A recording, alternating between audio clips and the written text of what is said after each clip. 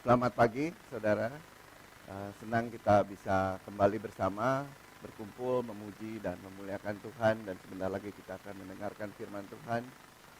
Saudara, despite bagaimana kondisi dan keadaan kita saat ini, saya percaya kita tetap bisa bersyukur kepada Tuhan. Karena dialah kebenaran yang kita perlukan, kebenaran yang akan membebaskan dan memberikan kita hidup yang sesungguhnya. Saudara, hari ini kita masih akan terus belajar tentang kebenaran. Dan kita akan pelajari firman Tuhan lebih lanjut mengenai kebenaran-kebenaran yang Dia nyatakan. Saudara, ada seorang anak sudah lama jarang pergi ke gereja. Kemudian setelah beberapa lama didekati oleh teman-temannya, oleh pendetanya, akhirnya si anak kembali datang ke gereja dan rajin ke gereja. Tapi setelah 2 bulan rajin ke gereja, satu hari tiba-tiba polisi datang bersama anak ini menghadap pendetanya. Anak ini tertangkap mencuri sepeda. Pendetanya pun kaget, saudara. Loh, kenapa kamu curi sepeda? Dia katakan, I used to pray to God for a bike. But then I know God doesn't work that way. So I stole a bike and asked for forgiveness. Saudara, kita perlu mengenal kebenaran. Dan kita perlu mengenal kebenaran itu secara utuh. Karena kalau kita hanya tahu sebagian dari kebenaran itu, kita akan salah, saudara. Kita perlu a complete truth, supaya kita berjalan di jalan yang benar. Nah, hari ini saya ingin ajak untuk kita sama-sama belajar tentang a complete truth. Kebenaran yang utuh mengenai Yesus. Dan Yesus sebagai the complete truth. Kebenaran yang utuh yang kita butuhkan.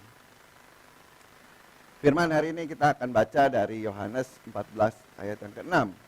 Kata Yesus kepadanya, Akulah jalan dan kebenaran dan hidup. Tidak ada seorang pun yang datang kepada Bapa kalau tidak melalui aku. Inilah statement yang Yesus katakan kepada murid-muridnya sebelum ia pergi, kemudian ditangkap dan disalib. Mungkin kita baca dari ayat yang pertama hingga ke-10 supaya kita mengetahui konteks dari firman ini. Ya, di ayat 14, di pasal 14 ayat yang pertama dikatakan, janganlah gelisah hatimu, percayalah kepada Allah, percayalah juga kepadaku. Di rumah Bapakku banyak tempat tinggal. Jika tidak demikian, tentu aku mengatakannya kepadamu. Sebab aku pergi ke situ untuk menyediakan tempat bagimu. Dan apabila aku telah pergi ke situ dan telah menyediakan tempat bagimu, aku akan datang kembali dan membawa kamu ke tempatku, supaya di tempat di mana aku berada, kamu pun berada. Dan kemana aku pergi, kamu tahu jalan ke situ. Kata Thomas kepadanya, kepada Yesus, Tuhan, kami tidak tahu kemana engkau pergi, jadi bagaimana kami tahu jalan ke situ? Kata Yesus kepadanya, Akulah jalan dan kebenaran dan hidup. Tidak ada seorang pun yang datang kepada Bapa kalau tidak melalui aku. Sekiranya kamu mengenal aku, pasti kamu juga mengenal Bapakku. Sekarang ini kamu mengenal Dia, dan kamu telah melihat Dia. Tapi kemudian Filipus berkata kepada Yesus, Tuhan, tunjukkanlah Bapa itu kepada kami, itu sudah cukup bagi kami. Kata Yesus kepada Filipus, telah sekian lama aku bersama-sama engkamu, Filipus, namun engkau tidak mengenal aku. Barang siapa telah melihat aku, ia telah melihat Bapa.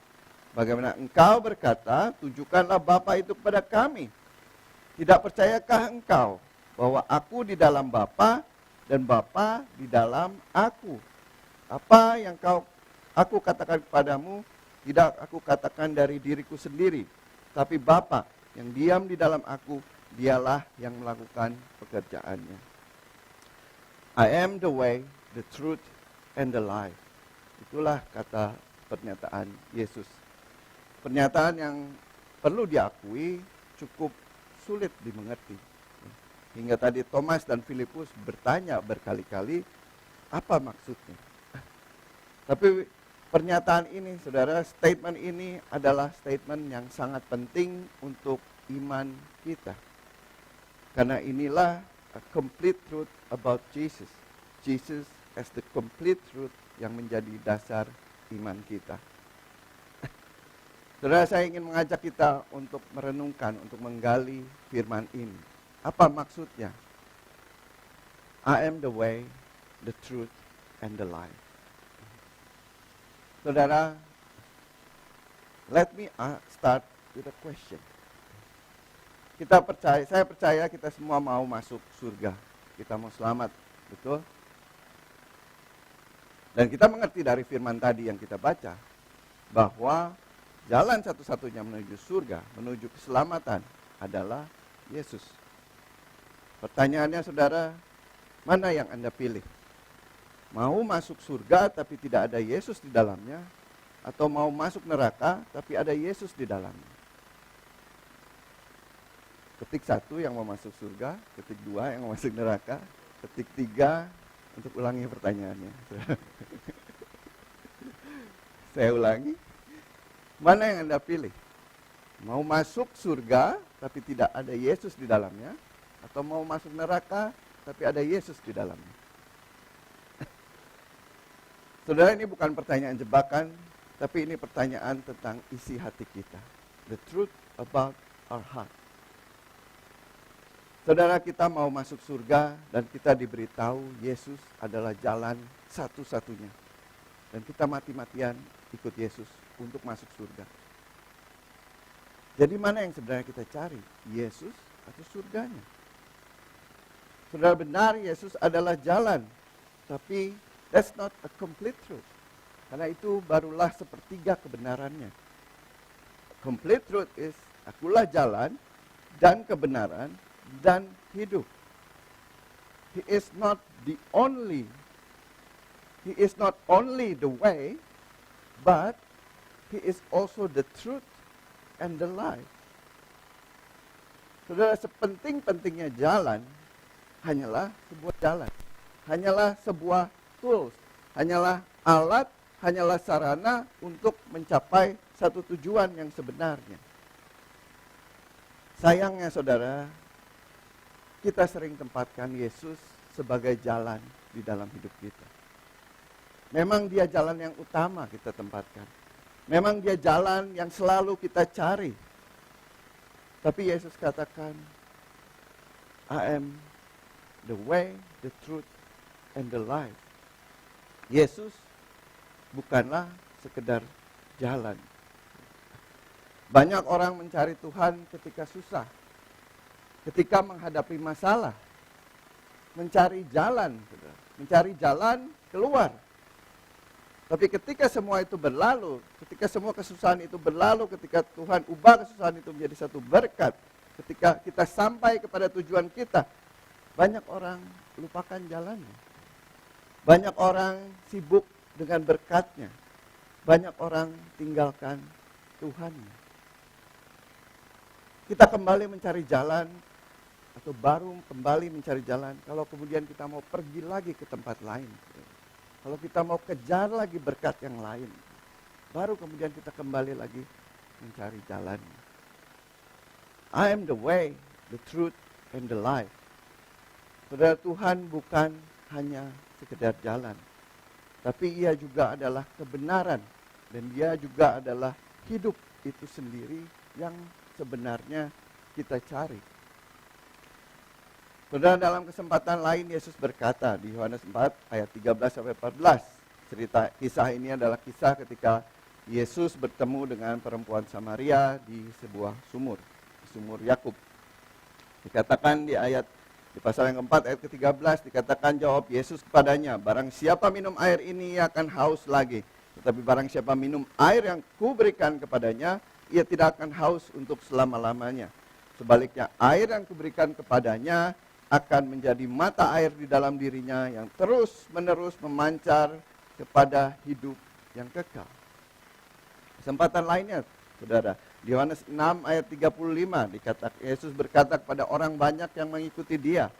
Kata Yesus pada mereka, "Akulah roti hidup. Barang siapa yang datang padaku, ia tidak akan lapar lagi. Tapi barang siapa percaya kepadaku, ia tak akan haus lagi." Saudara, Yesus nyatakan dirinya sebagai jalan, tapi ia juga nyatakan dirinya sebagai kebenaran dan hidup yang kita perlukan. Mana yang Anda pilih, saudara? Masuk surga, tapi tidak ada Yesus di dalamnya? Atau masuk neraka, tapi ada Yesus di dalamnya?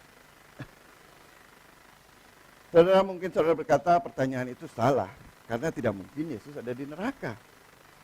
Benar, saudara, neraka bukanlah tempat tinggal Yesus. Tempat tinggal Yesus adalah di surga. Tapi kita perlu tahu bahwa Yesus sering berkunjung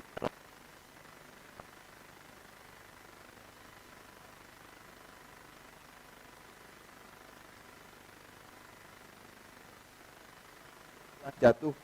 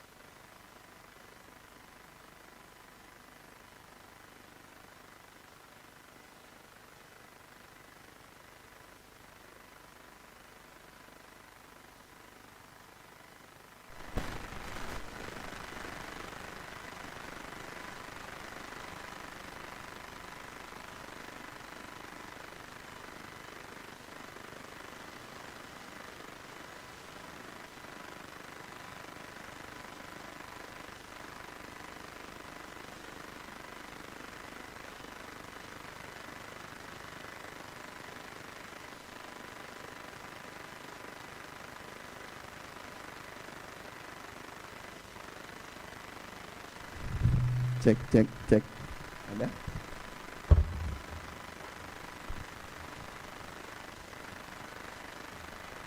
Cek. Hilang tadi katanya suara yang di mikrofon. Sudah? Oke. Singkat cerita, Yesus mati di kayu salib dan bangkit. Ya, di Yohanes 21 dicatat, kemudian Yesus datang menemui murid-muridnya yang sedang menangkap ikan. Murid-muridnya tidak mengenal dia ketika Yesus datang, hingga saat Yesus menyuruh mereka menebarkan jalannya ke kanan perahunya. Ketika itu Petrus sadar bahwa Yesuslah yang ada di hadapannya. Inilah perjumpaan Petrus yang pertama semenjak ia menyangkal Yesus. Setelah makan bersama Yesus, Yesus bertanya kepada Petrus, "Simon anak Yohanes, apakah engkau mengasihi aku?" 3 kali Yesus bertanya kepada Petrus. Petrus mengklaim dirinya mengasihi Tuhan, mengasihi Yesus dan tidak sangkal Yesus. Tapi pada kenyataannya Petrus menyangkal Yesus. Tuhan tidak membuli Petrus dengan menanyakan 3 kali pertanyaan ini. Tapi melalui pertanyaan ini, Yesus memberikan pengampunan kepada Petrus. Yesus menuliskan pesan pengampunan secara pribadi di hati Petrus. Yesus menemui Petrus di dalam kejatuhannya, di dalam kegelapannya, di dalam neraka. Ia ubah kegagalan, ia ubah pengkhianatan Petrus menjadi api yang menyala. Karena kita tahu saudara, tak lama setelah kejadian ini Petrus berkhotbah dan 3.000 orang bertobat. Pertobatan memang adalah karya Roh Kudus, tapi saya percaya Tuhan telah tetapkan secara spesifik Petruslah yang harus berkhotbah, yang harus menyampaikan pesan pertobatan, pesan pengampunan. Karena Tuhan secara intensional telah menuliskan pesan pengampunan itu di hati Petrus ketika ia menyangkal dirinya. Petrus tahu persis arti pengampunan. Saudara, kita lihat sekali lagi, Tuhan datang ke neraka. Tuhan datang mengunjungi kita di dalam kegelapan hati kita dan ubah kegelapan itu menjadi terang, neraka menjadi surga. Tuhan tidak datang untuk menarik kita keluar dari dosa-dosa kita, dari neraka kita. Tapi Tuhan datang untuk menghancurkan dosa-dosa itu, untuk merubah neraka yang ada di dalam hati kita menjadi surga. Tuhan datang kepada kita untuk mengungkapkan dan menyatakan hati kita yang begitu gelap dan mengubah kegelapan itu menjadi terang. Saudara, that's a complete truth yang pertama. Tuhan adalah jalan, tapi bukan hanya jalan. Dia juga adalah kebenaran dan hidup. He is the way, he is also the truth and the life. Pertanyaan sebenarnya yang kita perlu tanya dalam hidup ini bukanlah where are we going to, but to whom are we going to. He is the way, the truth, and the life. Selanjutnya saudara, ada kisah sepasang muda-mudi baru menikah. Nggak lama setelah menikah, sang wanita istrinya komplain kepada suaminya. "Mas, kamu ini kok selama ini bohongin aku?" Dia bilang. "Ternyata kamu ini miskin, nggak punya apa-apa." Dia baru menemukan gitu ya. Suaminya ini miskin, nggak punya apa-apa. Suaminya bilang, "Lah bohong gimana? Aku kan selalu bilang ke kamu bahwa hanya kaulah aku miliki." Saudara yang mau menikah, cek dulu benar-benar saudara ya. Cek a complete truth, kebenaran yang sesungguhnya dari pasangan saudara. Orang bilang emang bisa bayar bill pakai cinta gitu ya. He is the way, the truth, and the life.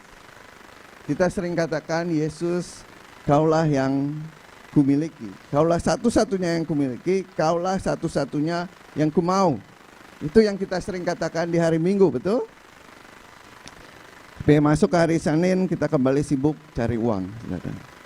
Ya iman penting, tapi kan harus bekerja juga. Emang bisa bayar tagihan pakai iman? Can he pay my bill? That's our question. Saudara, salah satu cara mencari dan mengenal Tuhan adalah dengan membaca Alkitab. Betul? Kita sudah belajar bersama tentang hal ini. Karena Alkitab adalah firman Tuhan, tulisan yang ditulis oleh manusia dan diinspirasi oleh Tuhan melalui pertemuan mereka dengan Tuhan. Pertanyaan saya, saudara, apa yang Anda cari ketika Anda membaca Alkitab? Saudara, kita sering diajar dan diberitahu untuk membaca Alkitab, karena Alkitab adalah panduan hidup kita, supaya kita tahu mana yang benar dan mana yang salah, apa yang boleh, apa yang tidak boleh, supaya kita punya kebijaksanaan dalam menentukan jalan hidup kita. Alkitab adalah buku kebijaksanaan, a wisdom book. Dan bukan sembarang wisdom, karena itu adalah wisdom dari Tuhan. It's an instruction, bukan sembarang instruction, karena itu adalah instruction dari Tuhan. Kita membaca Alkitab supaya kita menjadi lebih baik. Saudara, it is true bahwa Alkitab adalah buku yang penuh dengan kebijaksanaan, dan bukan sembarang kebijaksanaan. It is true, but it's not a complete truth. Banyak buku pengembangan diri yang baik dan bahkan bersumber dari Alkitab, dari ajaran Yesus. Contohnya John Maxwell. Buku-bukunya sangat baik dan jelas bersumber dari Alkitab karena dia adalah seorang pendeta. Saudara, tidak ada yang salah dengan buku-buku ini. Tapi ada masalah kalau kita membaca Alkitab seperti membaca buku-buku tersebut. Ketika kita membaca buku pengembangan diri, saudara, apa yang kita cari? Apakah kita peduli dengan penulisnya, ataukah kita sebenarnya peduli dengan wisdom yang mereka tawarkan? Saya percaya kita mencari wisdom, bukan penulisnya. Siapa penulisnya itu penting. Penting untuk meyakinkan kita bahwa kebijaksanaan, apa saran yang dia berikan kepada kita itu benar, itu valid, itu sudah teruji. Kita peduli penulisnya supaya kita yakin, for our assurance, bahwa apa yang kita baca itu akan membawa kita kepada keberhasilan, membawa kita kepada dream, kepada goal yang kita punya. Kalau saya ngomong, saudara, kepada saudara, people communicate, only few connect. Saudara mungkin bingung, lu ngomong apa sih, Pat? Tapi kalau John Maxwell yang bilang, semua beli bukunya. Betul? Ada ucapan orang sukses berkata, waktu saya miskin, waktu saya terlantar, dia bilang, kalau saya ngomong kepada orang bilang saya, kamu jangan buang angin sembarangan. Sekarang saya sudah kaya, sudah sukses. Saya mau buang angin aja, semua antri beli tiket untuk dengarkan. That's it, saudara. Kita mau tahu sang penulis sekedar untuk tahu apakah wisdom yang ditawarkan itu bisa kita percaya atau tidak. Wisdom yang ditawarkan itu bisa membantu kita mencapai tujuan kita atau tidak. We don't really care about the author. Kita tidak terlalu peduli sebenarnya dengan siapa penulisnya. We care about the wisdom, and most importantly, how this wisdom can help me achieve my dream. Once we master the wisdom, once we achieve what we want, then we can get rid of the author. Saudara, sayangnya kita sering membaca Alkitab seperti kita membaca buku-buku pengembangan diri. Yang kita cari adalah kebijaksanaan. Yang kita cari adalah firman Tuhan untuk mencapai tujuan kita. Dan yang kita peduli hanya kita peduli kepada Tuhan untuk memastikan apakah firman ini bisa bekerja untuk kita mencapai tujuan kita. Apa yang kita lewatkan, saudara, dalam hal ini? Apa yang kita lupakan dalam hal ini? Alkitab adalah firman Tuhan, tulisan yang ditulis oleh manusia dan diinspirasi oleh Tuhan melalui pertemuan mereka dengan Tuhan. Dengan kata lain, saudara, inti dasar dari Alkitab itu sendiri adalah pernyataan bahwa benar Tuhan itu ada. Benar Tuhan itu berkuasa akan hidup kita. Benar bahwa Tuhan itu telah menjelma menjadi manusia dalam diri Yesus. Dan benar Yesus adalah sosok yang nyata, yang pernah hidup di dunia ini, yang mati di kayu salib. Dan benar dia sudah bangkit dari kematiannya dan akan kembali satu saat nanti. Jesus is not only the wisdom, but He is the truth. He is the complete truth. God Himself, Tuhan yang nyata. Saudara, Alkitab tidak ditulis dalam bentuk satu buku seperti yang kita baca saat ini. Buku-buku di dalam Alkitab ditulis di zaman yang berbeda, di tempat yang berbeda, dan oleh penulis yang berbeda-beda. Barulah ketika perkembangan zaman dan teknologi memungkinkan, tulisan-tulisan ini kemudian dikumpulkan menjadi satu buku Alkitab seperti yang kita punya saat ini. Sangat menarik, saudara, kalau melihat pada kenyataannya buku-buku ini, buku-buku di dalam Alkitab ditulis dalam kurun waktu 1500 tahun. Kitab yang pertama diperkirakan adalah kitab Kejadian atau kitab Ayub pertama ditulis. Itu ditulis sekitar tahun 1400 BC, before Christ. Dan kitab terbaru yang ditulis yaitu kitab Wahyu diperkirakan ditulis di tahun 90 AD. Jadi ada sekitar 1500 rentang waktu dari kitab pertama yang ditulis hingga kitab terbaru yang ditulis. Dan amazingnya, saudara, luar biasanya, ditulis dalam kurun waktu 1500 tahun, di tempat yang berbeda, oleh penulis yang berbeda-beda, tapi semuanya punya satu tema yang sama, bahwa Tuhan itu ada. Dan begitu banyak bukti yang mengarah kepada Yesus. Yesus is God Himself. Saudara, menurut Encyclopedia of Biblical Prophecy, dikatakan sekitar 1/4 isi dari Alkitab ini adalah berisi tentang pernubuatan. Alkitab memuat 1817 nubuatan yang tertuang di dalam 8.352 ayat. Total ayat dalam Alkitab sendiri 31.124. Jadi sekitar 26,8% isi Alkitab berisi dengan adalah nubuatan. Salah satu nubuatan yang tentu paling penting adalah konfirmasi tentang Yesus.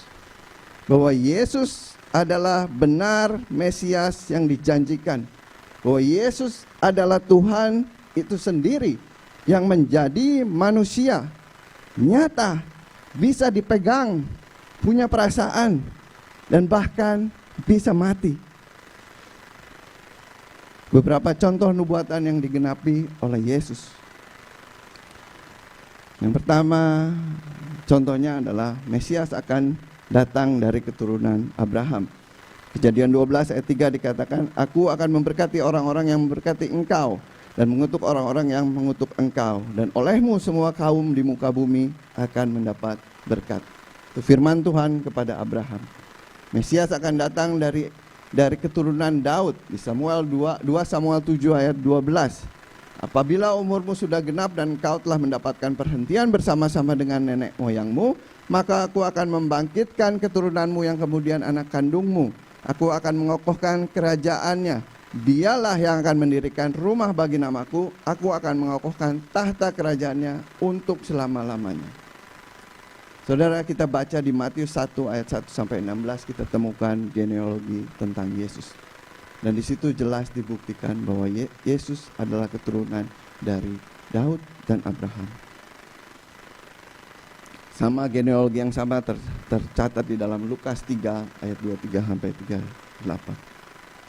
Contoh nubuatan yang lain, saudara, yang digenapi oleh Yesus, bahwa juru selamat akan lahir di Bethlehem. Dalam kitab Mika pasal yang kelima ayat yang kedua dikatakan, "Tapi engkau, hai Bethlehem Efratah, hai yang terkecil di antara kaum-kaum Yehuda, daripadamu akan bangkit bagiku seorang yang akan memerintah Israel, yang permulaannya sudah sejak purbakala, sejak dahulu kala." Kalau kita baca di Matius 2, kembali hal ini terjadi. Kita baca Mazmur 22, saudara. Kita akan menemukan perincian detail bagaimana Yesus akan mati. Pasal yang 22 ayat kedua, Allahku, Allahku, mengapa engkau meninggalkan aku? Aku berseru tetapi engkau tetap jauh, tidak menolong aku. Bukan, itu perkataan Yesus sebelum ia mati di kayu salib. 22 ayat yang ke-8, ia menyerah kepada Tuhan, biarlah dia meluputkannya. Biarlah dia yang melepaskannya, bukanlah dia yang berkenan kepadanya. 22 ayat ke-16, sebab anjing-anjing mengerumuni aku, gerombolan penjahat mengepung aku, mereka menusuk tangan dan kakiku. 22 ayat 17, segala tulangku dapat kuhitung, mereka menonton, mereka memandangi aku, mereka membagi-bagikan pakaianku di antara mereka, dan mereka membuang undi atas jubahku. Saudara, cek sendiri saudara. Cek di kitab Matius, Markus, Lukas, dan Yohanes. Apa yang terjadi ketika Yesus di kayu salib. Dan sangat menarik saudara, kitab Mazmur ditulis sekitar tahun 1040 BC. 1000 tahun sebelum Yesus disalibkan di kayu salib. Ada waktu 1000 tahun, ditulis 1000 tahun sebelumnya. Dan kejadian itu digenapi oleh Yesus. Saudara Peter Stoner dalam bukunya Science Speak tahun 1952, dia menggambarkan bagaimana possibility, kemungkinan nubuatan ini dipenuhi, probability-nya. Dikatakan memenuhi 8 messianic prophecies. Kalau ada seseorang yang memenuhi 8 nubuatan yang terjadi, itu kemungkinannya sama seperti 1 berbanding dengan 10 pangkat 17. Nolnya 17. Kemungkinannya 1 dari 10 pangkat 17. Itu kira-kira sama dengan covering Texas. Texas negara bagian di Amerika sekitar 695.000 km. Brisbane ini cuma 15.000 km. Dengan uang logam setinggi, ya di cover setinggi 60 cm kurang lebih. Dan pick one with one blindfolded. Jadi kalau saudara tandain satu uang logam, Anda lempar cover seluruh Texas dengan uang logam sampai setinggi 60 cm, dan Anda harus cari satu uang logam itu blindfolded. That's the possibility kalau ada orang yang memenuhi 8 nubuatan di dunia ini. Dalam Alkitab dicatat Yesus memenuhi lebih dari 40 nubuatan. Saudara, Bible, Alkitab bukan sekedar buku kebijaksanaan. Alkitab adalah revelation of God Himself to us. Bagaimana dengan perjanjian baru, saudara? Kita tahu teknologi dan budaya menulis sudah jauh lebih maju di zaman perjanjian baru. Banyak buku-buku atau tulisan-tulisan tentang Yesus. Dan memang benar tidak semua tulisan-tulisan itu dimasukkan sebagai bagian perjanjian baru. Dan banyak orang menuduh hal ini, saudara, that's the conspiration. Itulah konspirasinya. Gereja menseleksi hanya buku-buku tertentu yang dimasukkan ke dalam perjanjian baru supaya gereja punya kuasa, punya power.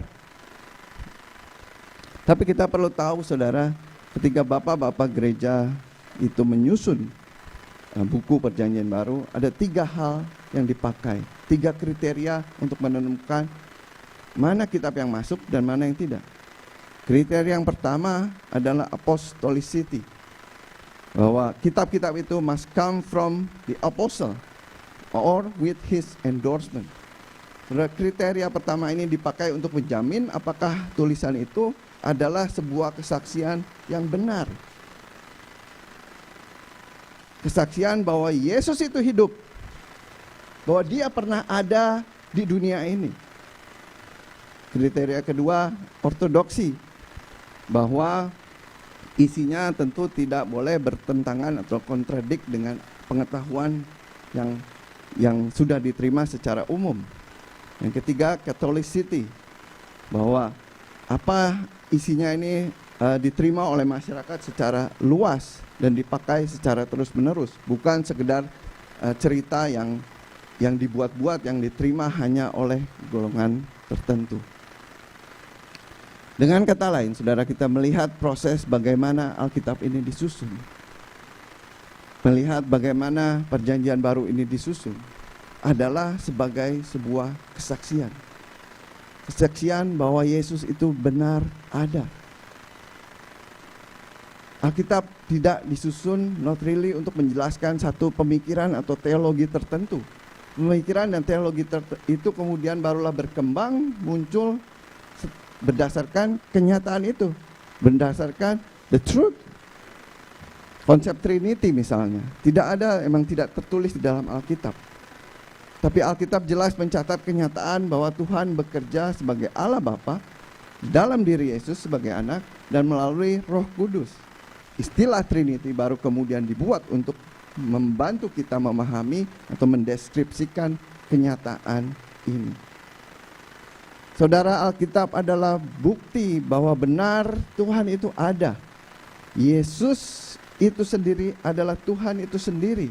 Tuhan yang menjadi manusia, mati dan bangkit. Saudara, inilah inti iman kita kepada Yesus. Iman berdasarkan satu kenyataan, berdasarkan sebuah truth yang bisa dibuktikan. Iman bukan berdasarkan kebijaksanaan, bukan sekedar kebaikan, but based on the truth.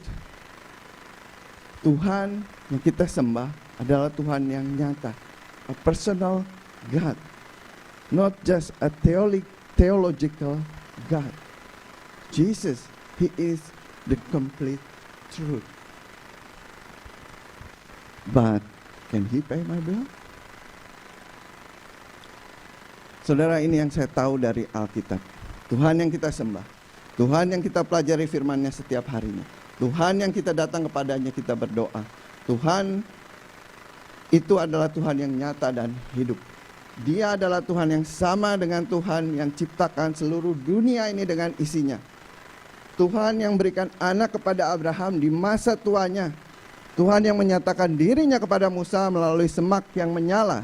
Tuhan yang membelah Laut Merah ketika dia bawa bangsa Israel keluar dari Mesir. Tuhan yang menurunkan mana di padang gurun.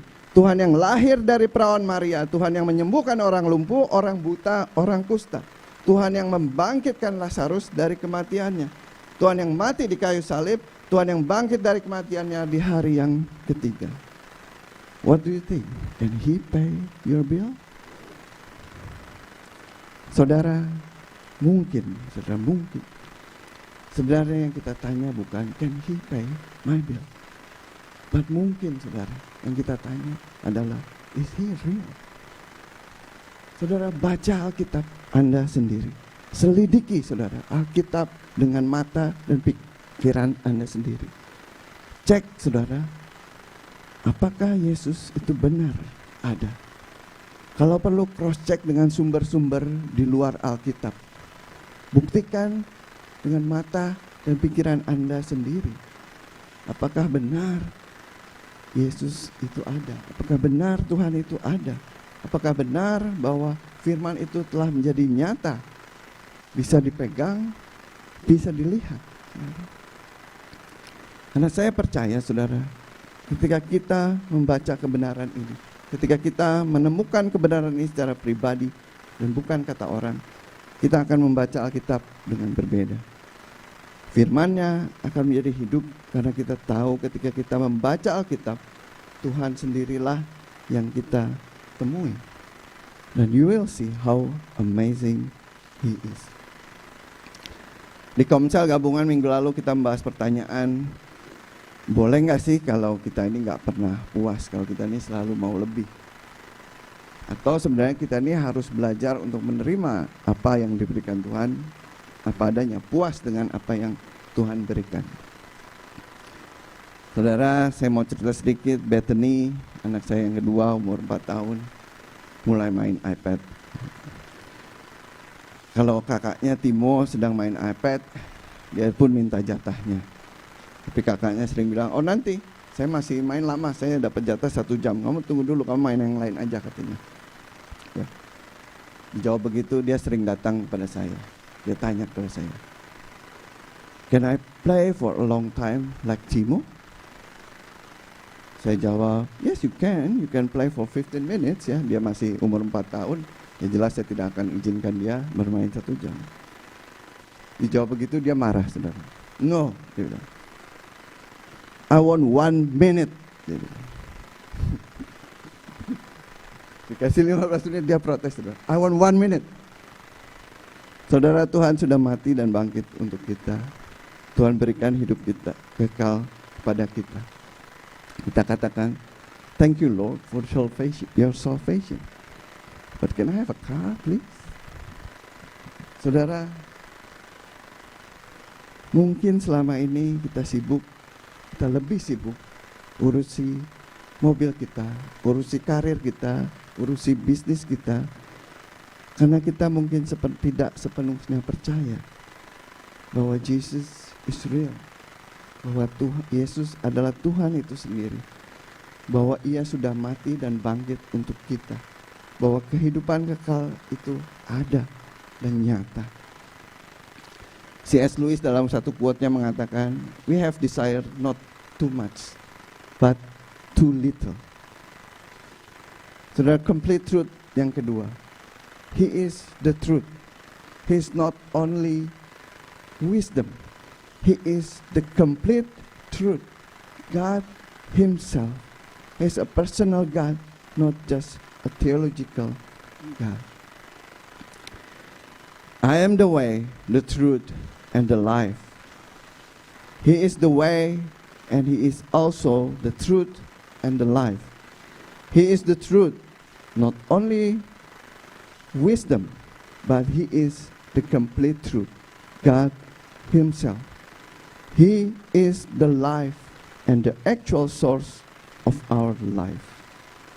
Saudara, di dalam hidup ini kita perlu makan, kita perlu bekerja. Betul? Setuju semua? It's true, but it's not a complete truth. Kenapa? Karena Yesus katakan, ada tertulis manusia hidup bukan dari roti saja, tetapi dari setiap firman Tuhan yang keluar dari mulut Allah. Saudara, kita hidup di zaman postmodern, di zaman yang serba relatif. Adalah pandangan yang sangat umum saat ini, dikatakan bahwa kebenaran, tidak ada kebenaran absolut. Kebenaran itu relatif. Apa yang benar bagi saya belum tentu benar bagi Anda. Apa yang benar bagi Anda belum tentu benar bagi saya. Pandangan yang serba relatif ini erat hubungannya dengan materialism worldview, materialistic worldview.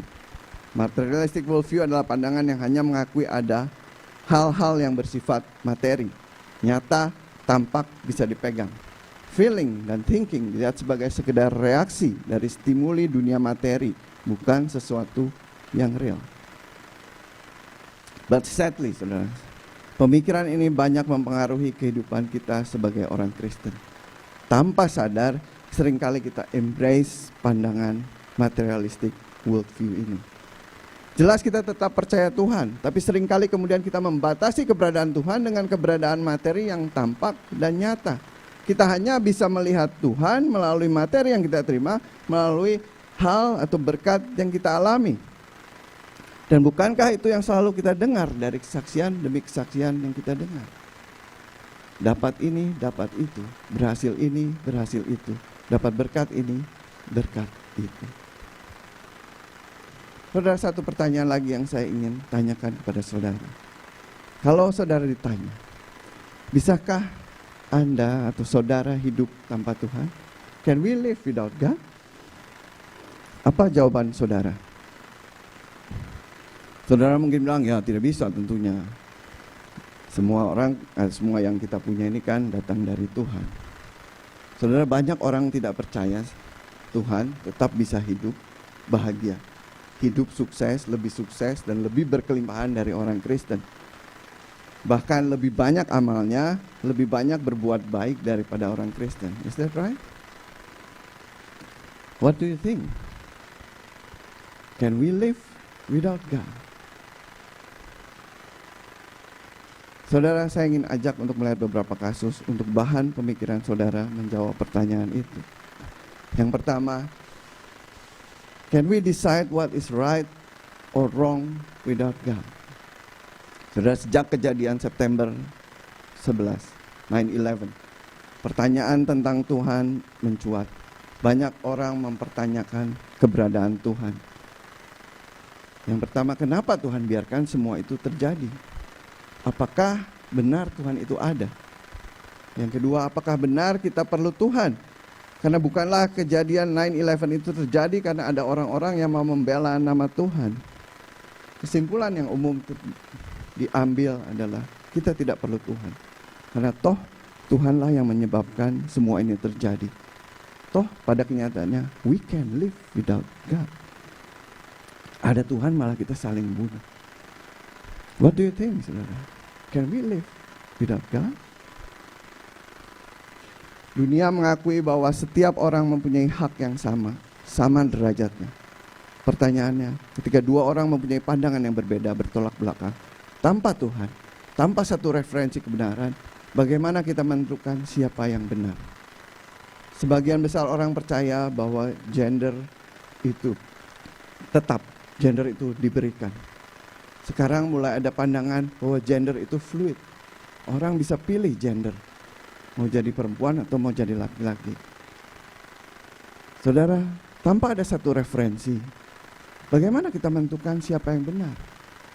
Contohnya, kalau kita mau menentukan, ya mungkin Anda bilang, ya udah yang sini hidup sendiri, yang ini hidup sendiri. Tetapi pada kenyataannya kita hidup bersama. Bagaimana menentukan apa yang perlu kita ajarkan di sekolah? Siapa yang perlu kita dengarkan? Apa yang terjadi, saudara, saat ini? Yang kuatlah yang menjadi Tuhan. Yang kuatlah, yang more powerful, dialah yang akan menyatakan atau menjadi kebenaran tersebut. Standar kebenaran ditentukan oleh siapa yang kuat. Nah, berbeda dengan materialistic worldview, firman Tuhan mengatakan kita manusia diciptakan berdasarkan gambar dan rupa Allah. Manusia secara intrinsik mempunyai value yang tinggi di dalam Christian worldview, karena kita sendiri adalah rupa dan gambar Allah. Matius 5 ayat 21-22 memberikan gambaran bagaimana Tuhan memvalue manusia. Kamu telah mendengar apa yang difirmankan nenek moyang kita, jangan membunuh. Siapa yang membunuh harus dihukum. Tapi aku berkata kepadamu, setiap orang yang marah kepada saudaranya harus dihukum. Siapa yang berkata kepada saudaranya kafir harus dihadapkan ke mahkamah agama. Siapa yang berkata jahil, ia harus diserahkan kepada neraka yang menyala-nyala. Saudara, bukan hanya tidak boleh dibunuh, diolok-olok saja tidak boleh. That's our value in front of God. Karena manusia adalah rupa dan gambar Allah itu sendiri. Tapi kita lihat value kita tidak berdiri sendiri, tapi ada di dalam kerangka yang Tuhan tetapkan. Sehingga kalau ada pertentangan, kita bisa merujuk kepada kerangka itu. Mana yang harus kita pilih? Kita bisa memisahkan mana yang benar dan mana yang salah.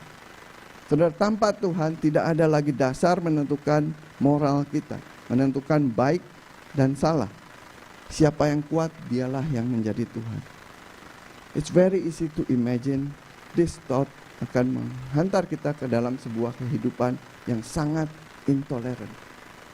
Karena siapa yang kuat, dialah yang menjadi Tuhan. Pertanyaan lain, saudara, yang saya ingin renungkan, hal lain. What is the purpose of life without God? Kita hidup di zaman di mana makna hidup itu terserah masing-masing, ya.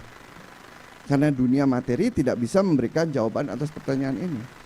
Lu mau punya makna hidup apa, terserah lu. Gua A, lu B, yang lain C, terserah. Nah, saudara, kalau saya datang ke gereja pagi-pagi, saya suka bikin teh.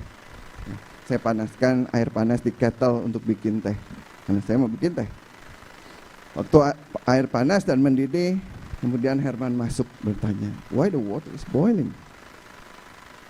Satu opsi jawaban adalah air itu mendidih karena Ada listrik yang mengalir ke teko itu, dan di teko itu ada pelat besi. Listrik itu memanaskan pelat besi, dan pelat besi itu kemudian memanaskan air hingga air itu mencapai satu titik derajat tertentu, air itu mendidih. That's one option of the answer. Tapi ada kemungkinan jawaban lain, air itu mendidih karena Peter mau bikin teh. That's it. Science, dunia materi bisa menerangkan how it happened. Tapi science dan materi tidak akan pernah bisa menjawab why. Science dan materi tidak akan pernah bisa menjawab what is the purpose of this life. Dia bisa menjelaskan tentang bagaimana sesuatu bekerja di dunia ini. But never ever bisa explain why, what's for. Hanya pengetahuan akan Tuhan yang bisa menjelaskannya. Lantas apa salahnya saudara punya makna, meaning, itu terserah masing-masing dari kita. Problemnya adalah meaning itu akan menjadi terus berubah sesuai keadaan kita. Kita bangun karir kita bangun usaha, kita pikir meaning hidup kita ini untuk membangun keluarga, untuk menolong orang lain, tapi kita tiba-tiba jatuh sakit, kita tidak bisa bekerja lagi. What's the meaning of your life now? Meaning yang kita kejar tiba-tiba hilang. Ketika kita muda, kita berbicara, oh I want to make a difference in the world. Kita buat ini, buat itu, buat ini. Ketika kita tua, kita tidak bisa apa-apa lagi, kita akan bertanya, what's the meaning of life now? Problem kedua adalah kita akan ciptakan hidupan yang begitu egois. Di masa pandemi ini banyak orang kehilangan pekerjaan. Tapi kemudian kita berkata, Tuhan, puji syukur kepadamu. Kau begitu baik karena kau masih beri aku pekerjaan. Saudara, kalau kita percaya bahwa meaning setiap orang itu berbeda, apa yang tersirat dari pernyataan syukur kita? Secara tersirat kita nyatakan buat yang kehilangan pekerjaan, ya Tuhan punya rencana lain buat lo, tapi lu cari aja sendiri, gua gak tahu. Kehidupan yang begitu egois, saudara. It's all about me. It's all about us. Tanpa Tuhan, kita tidak bisa menentukan arti hidup kita yang sesungguhnya. Tanpa Tuhan atau pengenalan Tuhan yang utuh, kita akan ciptakan sebuah kehidupan yang begitu egois. Satu kasus lagi, saudara. Bisakah kita punya harapan tanpa Tuhan? Di dunia ini kita diajarkan prinsip-prinsip sukses untuk hidup. Belajar, bekerja keras, berbuat baik, dan sebagainya. Prinsip itu benar dan baik. Tapi kita tidak bisa mengingkari bahwa ada begitu banyak kejadian yang secara acak terjadi, yang di luar kontrol kita. Saudara, sekitar setahun yang lalu, sehabis kebaktian, saya menerima kabar duka melalui WhatsApp. Satu teman angkatan saya, satu teman di mana saya meluangkan banyak waktu bersama dia, dikabarkan meninggal tertabrak motor. Ketika dia baru pulang bertemu dengan klien, dia turun dari mobil, dia menyeberang jalan, dan tiba-tiba ada motor yang menabraknya, dan dia pun meninggal. Adalah kabar yang sungguh di luar perkiraan kita. Karena dia sedang berada di puncak karirnya, saudara. Dia sedang menuju puncak karirnya yang begitu cerah. Virus corona ini, saudara, banyak orang sedang menuju suksesnya, sedang mendaki karirnya. Tiba-tiba ada virus corona dan hilang begitu saja. Saudara, banyak kejadian di dalam hidup ini yang di luar kontrol kita. Tanpa Tuhan, saudara, semua kejadian ini hanyalah bad luck. Too bad it happened to you. Praise God, it's not happened to me. Tanpa Tuhan, adakah penghiburan dan pengharapan untuk orang-orang yang tertimpa kejadian ini? Tanpa Tuhan, kita akan ciptakan hidup yang begitu kering, tanpa pengharapan. Tapi kita tahu Yesus datang ke dunia hidup, mati, dan bangkit. Kehidupan ini tidak akan berakhir di dalam kematian. There's always hope di tengah semua kejadian yang terjadi di dalam hidup kita. Dapatkah kita hidup tanpa Tuhan? Can we live without God? Yes, you can. Bisa. Tapi kita akan ciptakan kehidupan yang begitu intolerant, hidup yang begitu egois, hidup yang begitu kering tanpa pengharapan. Saudara, kesimpulannya bukan kita tidak perlu Tuhan, tapi kita perlu mengenal kebenaran Tuhan secara utuh. Kita perlu Tuhan yang utuh. We need the complete truth. That's what we need. Saudara, almarhum Ravi Zakaria, dia seorang apologis, di dalam sebuah forum debat terbuka ditanya, seorang audiens bertanya. Audiens ini berkata, bagaimana kita bisa percaya Tuhan karena begitu banyak evil terjadi di dunia ini, begitu banyak kejadian buruk terjadi di dunia ini, bagaimana saya bisa percaya Tuhan? Saudara, sangat menarik jawaban yang diberikan oleh Ravi. Perhatikan baik-baik, saudara. Ravi berkata, when you say there's too much evil in this world, you assume there's good. Kalau kita berkata dunia itu begitu buruk, terlalu banyak evil di dunia ini, berarti kita juga mengakui ada yang baik di dunia ini. Because when you assume there is good, you assume there is such thing as a moral law on the basis of which to differentiate between good and evil. Ketika kita mengasumsi ada yang, kita katakan ada yang buruk, berarti kita katakan ada yang baik. Ketika kita mengatakan ada yang baik dan buruk, berarti kita mengatakan ada satu moral law, di mana kita bisa menentukan kemudian mana yang baik dan mana yang buruk. But if you assume a moral law, you must posit a moral law giver. Kalau kita katakan bahwa benar ada moral law, berarti kita katakan ada yang menentukan, ada si pemberi moral law ini.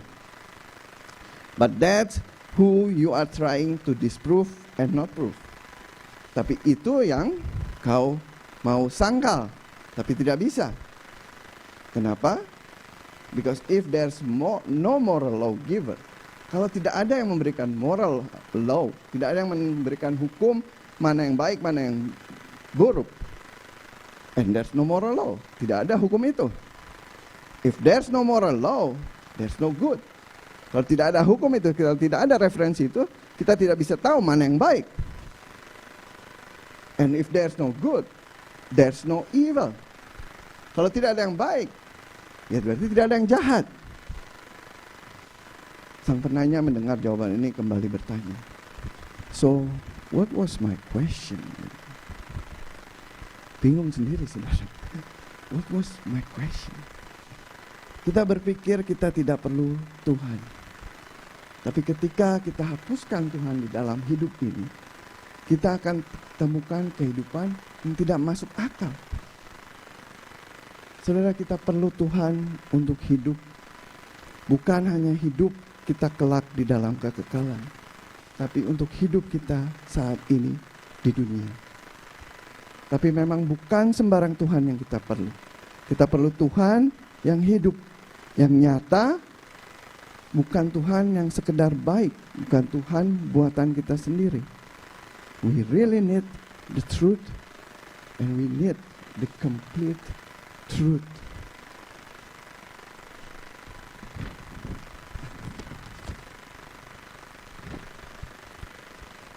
Saudara, complete truth yang ketiga, manusia hidup bukan dari roti saja, tetapi dari setiap firman yang keluar dari mulut Allah. He is the life and the actual source of our life. Yesus berkata kepada kita, akulah jalan dan kebenaran dan hidup. Tidak ada seorang pun yang datang pada Bapa kalau tidak melalui aku. I am the way, the truth, and the life. He is the way, and He is also the truth and the life. He is the truth, but not only truth dalam pengertian wisdom, but He is the complete truth. He is God Himself. He is the life. He is the actual source of our life. Saudara, we need to know a complete truth. And we need to know that Jesus is the complete truth that we need. Saudara, izinkan saya untuk menutup dengan 2 buah kesaksian. Bukan kesaksian saya sendiri, tapi kesaksian yang saya dengar dari orang lain. Kesaksian pertama adalah tentang seseorang bernama Hin Pham. Hin Pham ini adalah seorang penterjemah yang pergi bersama seorang Vietnam yang membantu Raffi Zakaria ketika Raffi sedang melakukan pelayanan di Vietnam sekitar tahun 1970-an. Pada waktu itu Raffi pergi ke Vietnam dan dia mengabarkan Injil di sana bersama Hin Pham sebagai penterjemahnya, dan kemudian di saat terakhir Raffi pulang kembali ke Amerika, dan Hin Pham ya karena dia orang Vietnam dia tetap tinggal di sana. Nah, tak lama kemudian setelah kejadian itu berlangsung, Vietnam jatuh ke tangan Viet Cong. Hin Pham ditangkap oleh Viet Cong karena dituduh sebagai mata-mata Amerika karena bahasa Inggrisnya yang baik. Di dalam penjara, Hin Pham didoktrin bahwa Tuhan itu tidak ada. Tidak ada tulisan atau bacaan dalam bahasa Inggris yang boleh dibaca di dalam penjara. Yang boleh dibaca hanyalah doktrin Marx dan Engels tentang komunisme. Menghadapi tekanan yang begitu berat, satu hari Hin Pham menyerah. Dia katakan mungkin memang Tuhan tidak ada. Maybe I've been lied to. My whole life has been governed by lies. Maybe the West has deceived me. Maybe there is no God, dia katakan. Tapi keesokan harinya, saudara, setelah dia memutuskan, that's it, Tuhan tidak ada, dia dipanggil untuk bersihkan toilet. Saudara, jangan pikirkan toilet seperti kita sekarang, saudara. Pikirkan toilet di penjara di Vietnam tahun 1970. Toilet yang sangat buruk. Perlu orang untuk membersihkan itu perlu ditutup hidungnya dan mulutnya dengan kain untuk bisa bertahan, untuk bisa masuk ke dalam toilet tersebut. Nah, ketika dia membersihkan toilet, ada sebuah keranjang yang berisi bekas tisu toilet. Dia melihat secari kertas berbahasa Inggris. Dia ambil kertas itu dan dia cepat bersihkan dan dia cepat-cepat masukkan ke dalam sakunya. Malam hari ketika semua orang sudah tidur, perlahan dia keluarkan kertas itu dan dia diam-diam dia baca kertas itu dengan senternya. Di sudut kertas itu tertulis Roma pasal 8. Kita tahu sekarang bahwa Tuhan Allah turut bekerja dalam segala sesuatu untuk mendatangkan kebaikan bagi mereka yang mengasihi Dia, yaitu bagi mereka yang terpanggil sesuai dengan rencana Allah. Sebab itu apakah yang kita akan katakan tentang semuanya itu? Jika Allah di pihak kita, siapakah yang melawan kita? Ia yang tidak menyayangkan anaknya sendiri, tetapi yang menyerahkannya bagi kita semua. Bagaimanakah mungkin Ia tidak mengaruniakan segala sesuatu kepada kita bersama-sama dengan Dia? Siapakah yang akan memisahkan kita dari kasih Kristus? Penindasan, ataukah kesesakan, ataukah penganiayaan, ataukah kelaparan, ataukah ketelanjangan, ataukah bahaya, atau pedang? Tapi dalam semuanya itu kita lebih daripada orang-orang yang menang oleh Dia yang telah mengasihi kita. Sebab aku yakin bahwa maut maupun hidup, baik malaikat-malaikat maupun pemerintah-pemerintah, baik yang ada sekarang maupun yang akan datang, atau kuasa-kuasa yang baik ada di atas maupun yang ada di bawah, ataupun semua makhluk lainnya, tidak dapat memisahkan kita dari kasih Allah yang ada di dalam Yesus Kristus Tuhan kita. Sudah dia dapatkan ayat itu dari secarik kertas yang dipakai sebagai tisu toilet. Hin Pham menangis, memohon pengampunan. Di hari dia meninggalkan Tuhan, Tuhan datang menyapa dia melalui firman yang dipakai sebagai tisu toilet. Keesokan harinya dia datang kepada penjaga penjara. Dia katakan, "Can I clean that toilet every day?" Saudara, di dalam toilet itu setiap harinya. Dia dapat renungan setiap hari. Karena ada seorang penjaga penjara memakai Alkitab sebagai tisu toiletnya. Singkat cerita, kekuasaan Viet Cong mulai goyah. Karena satu dan hal lainnya, Hin Pem dibebaskan dari penjara.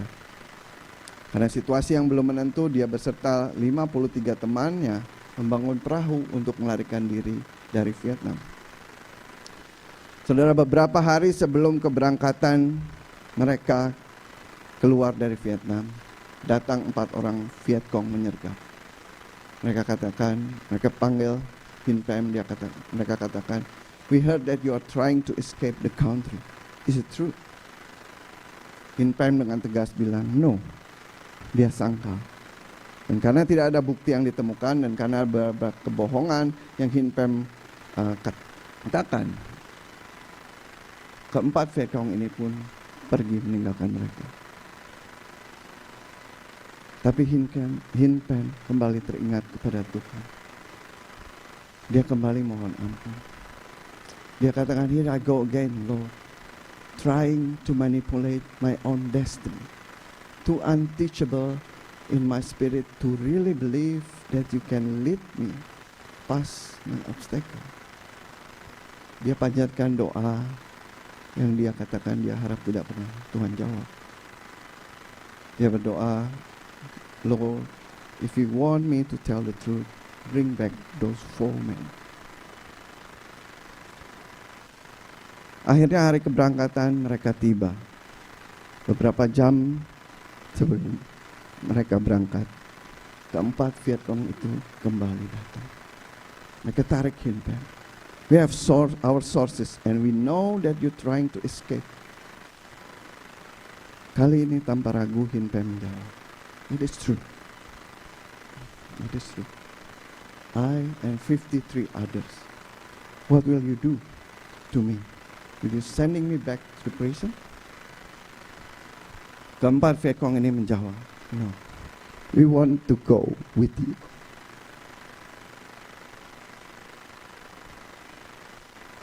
Saudara, 58 orang berlayar menuju Thailand.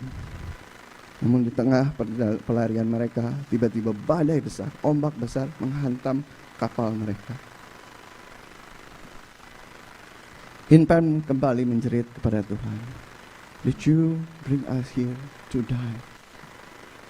Karena tidak ada yang tahu apa yang harus dilakukan menghadapi badai besar itu. Karena mereka bukanlah pelaut yang berpengalaman. Tidak ada seorang pun yang tahu, terkecuali 4 orang Viet Cong yang seharusnya tidak ada di kapal itu kalau Hin Pem tidak mengikuti suara hatinya. Kalau bukan karena keahlian 4 Viet Cong tersebut, Hin Pem dan kawan-kawannya tidak akan pernah selamat sampai di Thailand.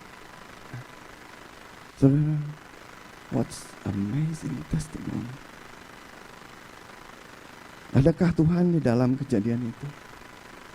Kita bisa melihat Tuhan yang begitu jelas, nyata dan hidup di atas sana, memperhatikan kita. Kita bisa melihat Tuhan seperti apa yang ada. Tuhan yang begitu peduli kepada manusia. Tuhan yang begitu besar, maha kuasa, yang jalan-jalannya di luar pikiran kita. What's amazing testimony. Tapi saya tidak ingin kita berhenti pada kesaksian itu. Saya ingin kita melihat dan merenungkan kesaksian yang kedua. Kesaksian yang kedua ini tentang Damien de Molokai. Saya pernah bagikan cerita ini sebelumnya. Damien adalah seorang pastor dari Belgia yang memimpin pelayanan di Hawaii tahun 1873 hingga 1889. Saudara bilang, "Saya juga mau pelayanan di Hawaii." Santai-santai di liburan gitu ya di pantai. Tapi tahun itu saudara, sekitar tahun 1860-an, Hawaii tertimpa pandemik kusta. Pandemik seperti COVID saat ini. Saat itu penyakit kusta menyebar merajalela di Hawaii.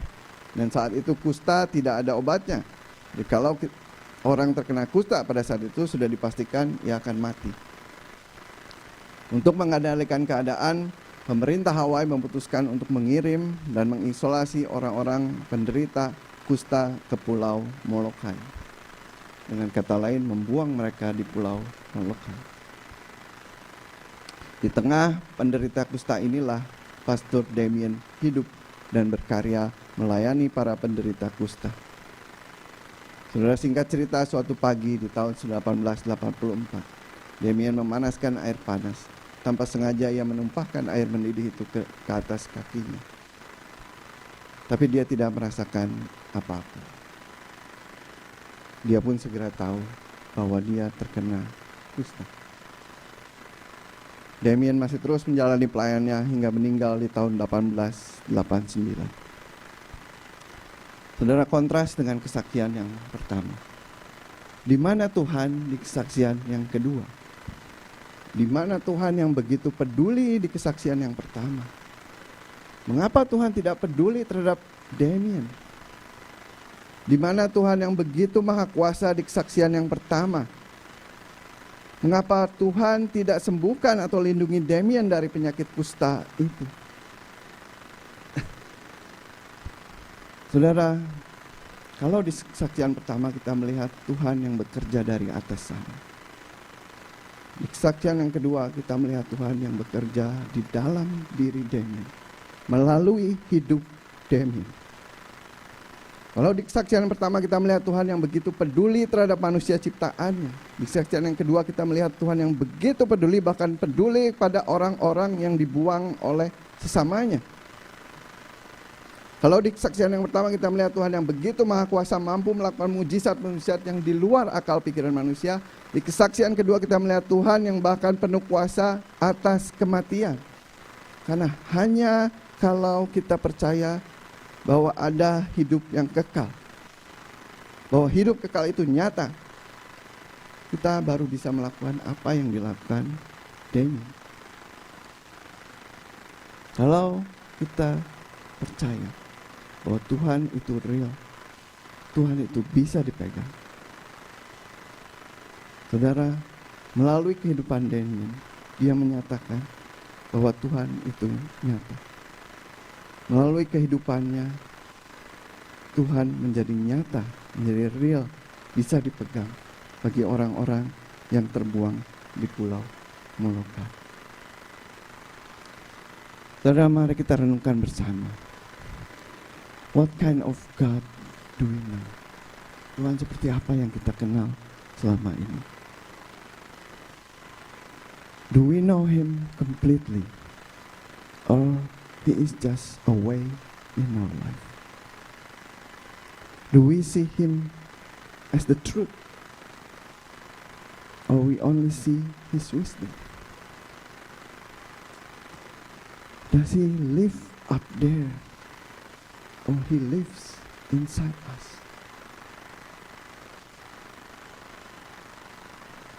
Saudara, saya ingin challenge kita semua. Setiap pagi kita bangun, ketika kita berkaca, berhenti sejenak, pandang diri kita baik-baik, dan kita renungkan, adakah kebenaran di dalam diri kita?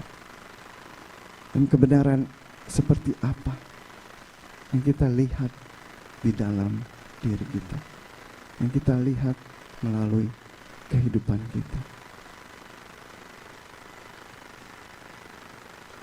Saudara, Yesus katakan, I am the way, the truth, and the life. Jesus is the way, but He is also the truth and the life. Jesus is the truth, but not only the truth dalam pengertian wisdom, but He is the complete truth, God Himself.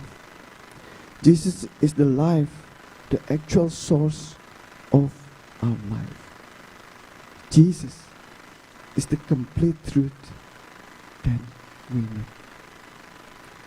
Saudara, mari kita tundukkan kepala.